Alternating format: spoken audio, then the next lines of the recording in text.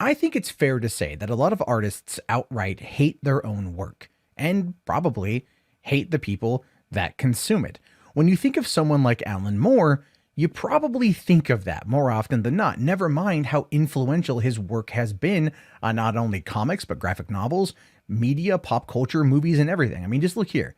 He's done Superman. He did The Killing Joke. He did Watchmen. And he did V for Vendetta. These are all exceptional pieces of literature that just so happen to be in the graphic novel form. And a lot of people out there truly love him, even though he's super critical of the industry at large. But today, he's trending on Twitter. And the reason why is because it is his 66th birthday, where Marshall Julius here says, "Happy birthday to increasingly cranky and reclusive weirdo Alan Moore, author of Watchmen, From Hell, League of Extraordinary Gentlemen, V for Vendetta, Batman the Killing Joke, a whole stack of Swamp Things, and a lot of other brilliant bonkers books besides." And that's true. Alan Moore is a visionary, he is a true auteur, and he is a genius. Crazy as hell, but those things are absolutely true. Except today, he's being talked about for comments he made a few years ago that, well, I really do think are completely tone deaf as to where we find ourselves in the pop culture space now. So on Twitter, he's trending today saying modern superhero culture and movies are embarrassing, according to Watchmen creator Alan Moore. In a resurfaced 2017 interview, Moore argues that the impact of superheroes on pop culture is both tremendously embarrassing and not a little worrying. And a lot of people out there are kind of agreeing with him given things that he said. So I wanted to take a look ultimately at what he did say and then break it down. So this actually comes from an interview that was reposted on his own blog just today. And it basically has him talking about comic book movies. And this is from 2017, where he is not a fan of these types of films. And considering how much he hates his own work, the likelihood of him hating Marvel movies is probably, well, pretty damn high. So anyway, this is what it says. "I think the impact of superheroes on popular culture is both tremendously embarrassing and not a little worrying. These characters were originally perfectly suited for stimulating the imaginations of their 12 or 13-year-old audience. Today's franchise Ubermenschen, aimed at a supposedly adult audience, seems to be serving some kind of different function and fulfilling different needs. Primarily, mass-market superhero movies seem to be abetting an audience who do not wish to relinquish their grip on A, the relatively reassuring childhoods, or B, the relatively reassuring 20th century. The continuing popularity of these movies to me suggests some kind of deliberate, self-imposed state of emotional arrest, combined with a numbing condition of cultural stasis that can be witnessed in comics, movies, popular music, and indeed right across the cultural spectrum.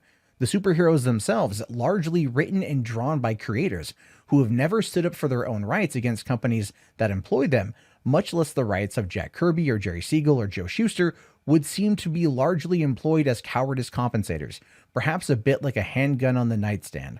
I would also remark that save for a smattering of non-white characters and non-white creators, these books and these iconic characters are still very much white supremacist dreams of the master race. In fact, I think a good argument can be made for D.W. Griffith's A Birth of a Nation as the first American superhero movie, and to the point of origin for all those capes and masks." And that is a pretty damning thing to say overall, especially because he is attacking comic book fans who, saying here, do not want to relinquish their grip on basically their childhoods or the reassuring nature of the 20th century. And the truth of the matter is, he's wrong on that front. But what gets really interesting is when he brings up Jack Kirby and the creators of Superman here, Jerry Siegel and Joe Shuster, because what he's referring to ultimately is that these guys were screwed over by the companies that employed them. And I did a little bit of digging and I found this on Explain It to Me Like I Was Five on Reddit, asking 6 years ago, what did Stan Lee do to Steve Ditko and Jack Kirby that people are still so upset about?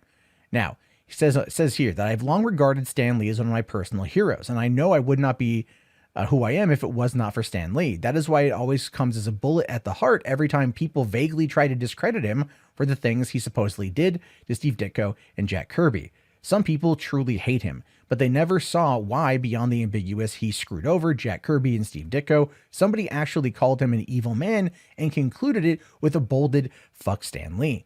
What exactly did he do? What is the bad things that Stan Lee did as a young man in the earliest days of Marvel Comics? But please, if you are unreasonably biased or harsh, you need not answer this question, because I will be sensitive and I really only want to hear it from rather unaffiliated or indifferent source, which, to be fair, before I jump into the response here, that does kind of seem like Moore might be a little bit right on some of how these people have associated with these characters and these writers, so to speak, but ultimately, I do think that he's wrong. Here's what a response says that I thought was pretty good.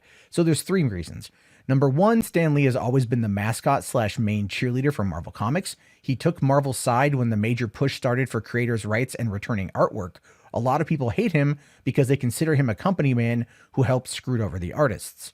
Number 2, Stan Lee wrote comics using the Marvel method, i.e. he'd provide a rough plot, the artist would draw the story, and then Stan would fill in the typical corny dialogue. Depending on who you believe, he even used the Marvel method to create many of Marvel's most famous characters. In most cases, the artist claims they created the look, the origin, and nearly everything about the characters, yet Stan was given sole credit for decades. Number 3, Stan Lee became very rich from working at Marvel, while most of the artists ended up broke. That makes a lot of people hate him too. And so you can see why Alan Moore would be making the comment about how these writers and these people who didn't stand up for Jack Kirby or Joe Siegel or Jerry Schuster, that they would end up being, the ones that are kind of like going against what he believes is the comic book industry is probably greatest sin, how they screw over people and how they're non-unionized. And he's got a point there, to be fair. Stan Lee, as much as I love the guy, was absolutely a company man, and he does get a lot of credit for things that he only co-created. And a lot of people out there think of him as the person who did give birth to Marvel, even though that's not entirely true.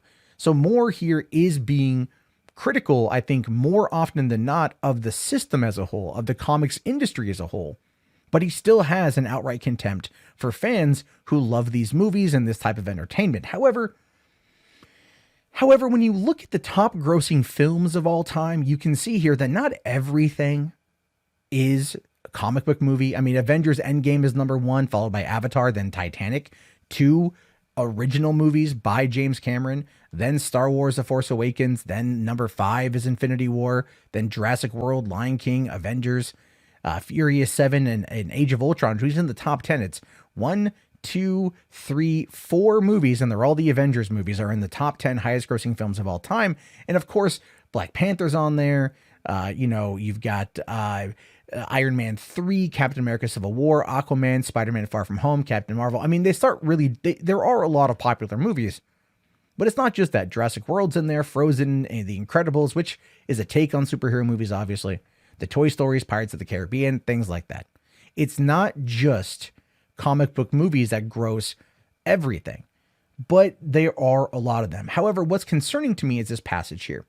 And that was one I already read off, where he says, I would also remark that save for a smattering of non-white characters and non-white creators, these books and these iconic characters are still very much white supremacist dreams of the master race. In fact, I think that a good argument can be made for D.W. Griffith's The Birth of a Nation as the first American superhero movie and the point of origin for all those capes and masks. Yeah, Birth of a Nation. That's exactly what you want to bring up when talking about these comic books, right? A movie that is over 100 years old at this point, that is regarded heavily as being like a pro KKK movie. But this is the description.